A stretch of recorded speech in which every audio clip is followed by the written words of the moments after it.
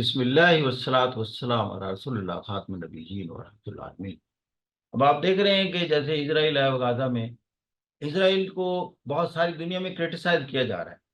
तो गाजा वार में Israel the loser and Iran is the winner, कि इंटरनेशनली जो इजराइल को नुकसान पहुंचा है।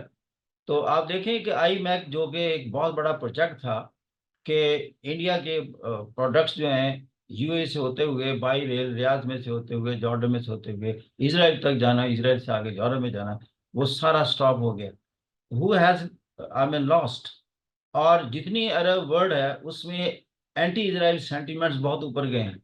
समझ हो कि अमेरिका और यूरोप में इसराइल के खिलाफ प्रोटेस्ट हो रहे हैं, और फिर इसराइल उसको क्रश करना चाहता है, हमास को, या जिनोसाइड कर रहा है। लेकिन वो एक हद से आगे नहीं जा सकता। अब उस पर प्रेशर्स हैं कि जिनोसाइड कैसे किया जाए, कैसे कंप्लीट किया जाए। अभी तक वो अपने हॉस्टेजेस को रिलीज नहीं करवा सका। अब बड़े प्रेशर डेवलप होते हैं कि आपने इतने औरतें मार दिए, बच्चे मार दिए, वेयर आर द हॉस्टेजेस? और आपके पास क्या गारंटी है कि आप हॉस्टेजेस को रिलीज करवा लेंगे? दुनिया में जो मीडिया ऊपर उठ रहा है, और मीडिया से कोई चीज छुप नहीं रही, उससे एक अवेयरनेस क्रिएट होती है, सिविल सोसाइटी की अवेयरनेस। और सिविल सोसाइटी के प्रेशर इंटरनेशनली डेवलप होना शुरू हो गए हैं। जैसे मैंने कहा कि इसराइल के खिलाफ दुनिया में कंसेंसस है इस वक्त कि Israel is doing something wrong. इसका प्रेशर यूनाइटेड स्टेट्स पर पड़ रहा है, और यूनाइटेड स्टेट्स को कहना पड़ा इसराइल को कि आप वो रास्ते खोलें, ताकि हम जो ह्यूमन एड है उन तक पहुंचाएं वहां के लोगों को, क्योंकि इसराइल नहीं चाहता कि वहां पहुंचे। अब यूनाइटेड स्टेट जो उसका सबसे बड़ा एलाई है इसराइल का, वो मजबूर है कि उन तक एड पहुंचाई जाए और वो रास्ते खोले जाएं। दुनिया में एक जो सिविल सोसाइटी की आवाज है, दैट वर्क्स अ लॉट। बहुत बड़ी तब्दीलियां आ रही हैं दुनिया में। यही आप देख रहे हैं कि ईरान और सऊदी अरेबिया, ये शिया और सुन्नी, आप देख रहे हैं कि they are on the same page now, almost on the same page.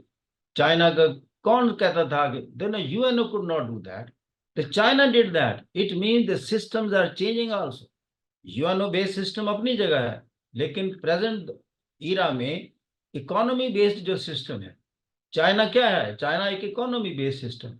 इन दोनों ने देखा क्या है, सऊदी अरेबिया और ईरान ने, कि हमारे जो फ्यूचर की इकोनॉमी है उसकी प्रॉस्पेरिटी का, प्रोग्रेस का ताल्लुक चाइना के साथ एसोसिएशन में है, not with any other European nation. इसी तरह अफगानिस्तान, हम कहते थे कि वो हमारे साथ बड़े अच्छे तल्लुकात होंगे।